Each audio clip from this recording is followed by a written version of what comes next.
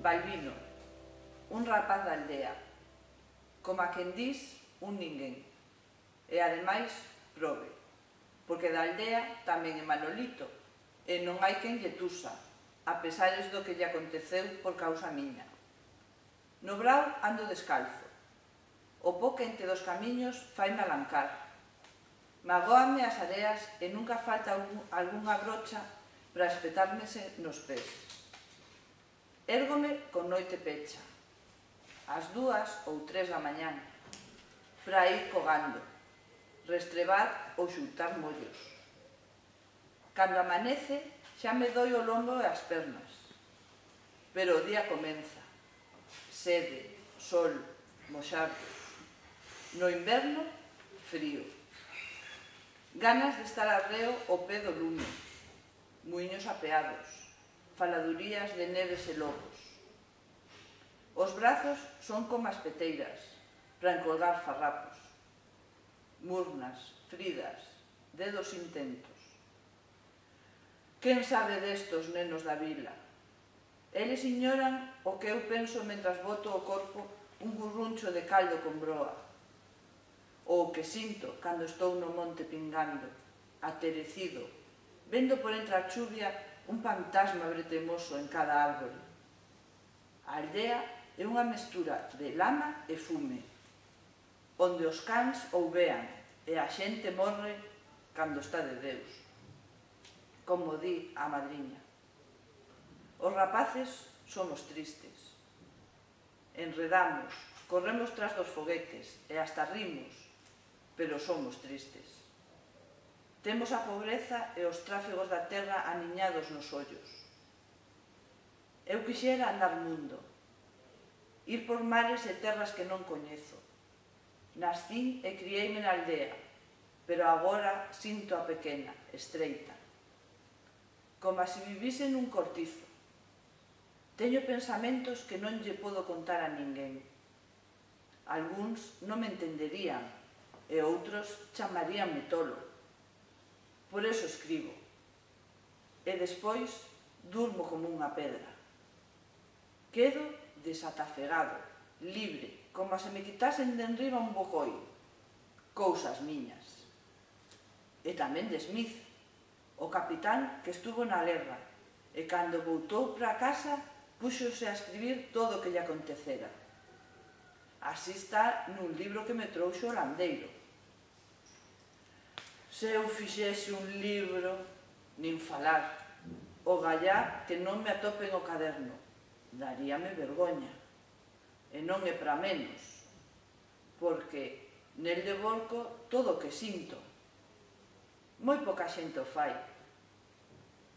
Todos abren o peteiro para dúas cousas: para dicir a verdade ou para arredarse dela. Na miña casa non me comprendían. E outro tanto aconteceme na do landeiro. Eso é o peor que lle pode suceder a un, pero a moita xente non se lle dá. Eu non sei se esvarío. Vexo o mundo de arredor de min e adoezo por entendelo. Vexo sombras e luces, nubeiros que viaxen, lume, árbores. Que é todo isto? Ninguén me di, poño por caso, para que sirven as estrelas? Nin onde morren os paxaros. Sei de certo que moitísimos anos antes de nacer eu xa había sol, e penedos, e fuxía auga polo río. Estou seguro de que todo seguirá igual despois de que eu morra. Virá máis xente, e máis, tripando uns nos outros, esquecéndose adrede dos que morreron, como se non houbesen vivido. Escribir no caderno, quen o diría? É como baldeirar o corazón. Parece un milagre, pois ao fin de contas non pasa de ser unha conversa comigo mesmo. Pero para min é milagre todo. Dende as pingueiras da chuvia hasta o canto do grilo. Aínda que se me ocurrise facer un libro, como fixo Smith, de pouco valería o que conte. Smith estivo na guerra. Eu son apenas o neno, como me chaman na casa. Son Balbino, un rapaz da aldea, un ninguén.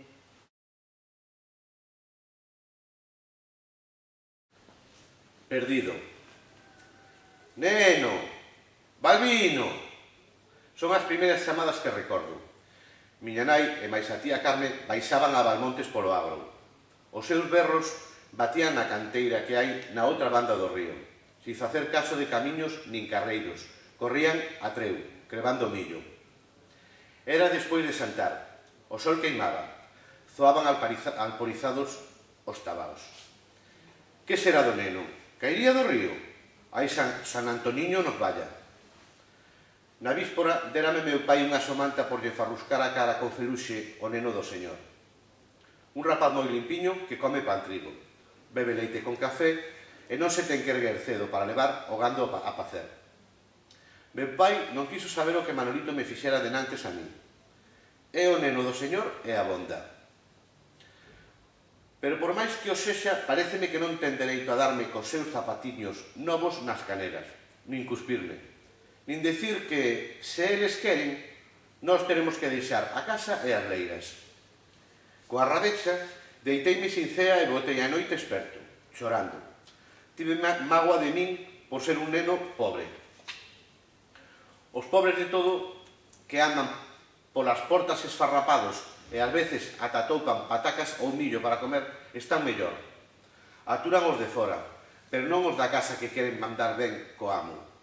Porque eles comerán ou non, terán ou non terán zocos, pero están libres do señor e de Manolito. Pola mañá, erguínme canda todos.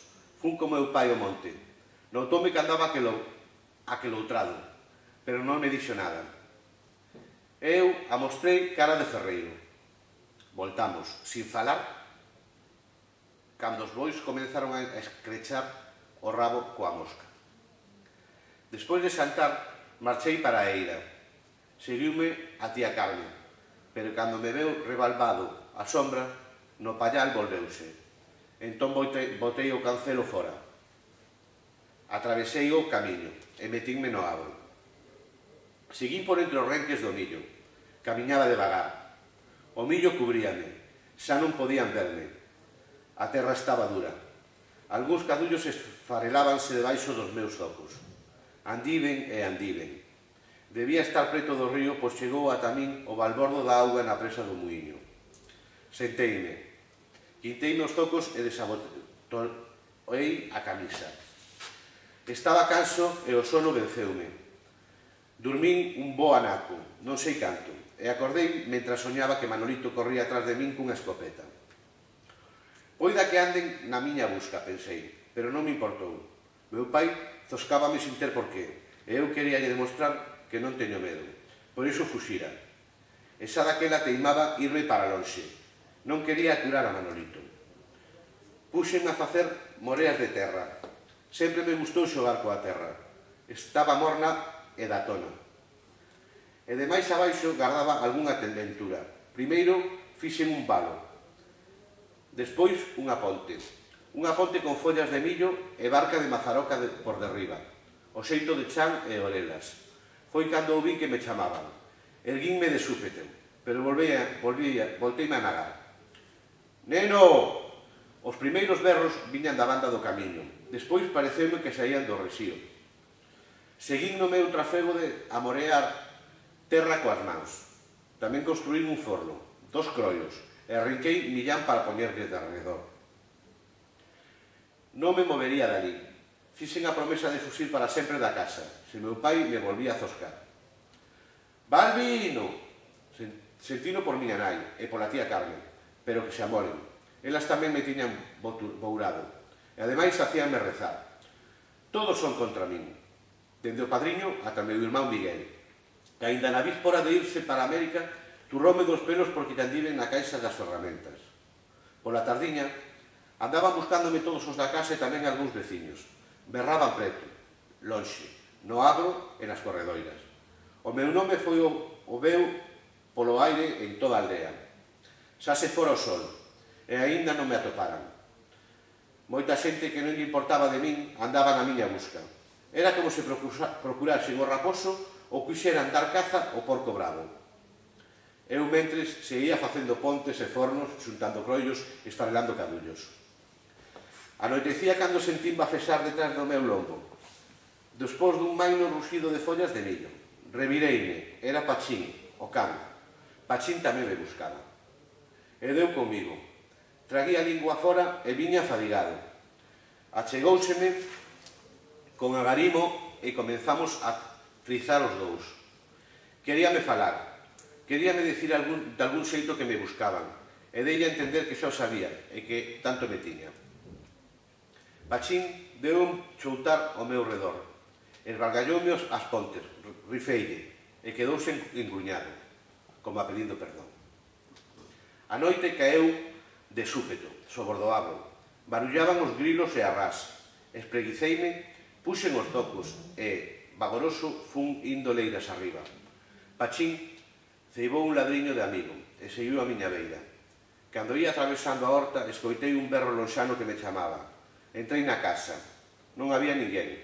Semellaba un cemiterio. Unha campa baldeira. Deiteime na cama. Soñei con Manolito e con meu pai. Os dous andaban a enredar un co outro e o señor divertíase.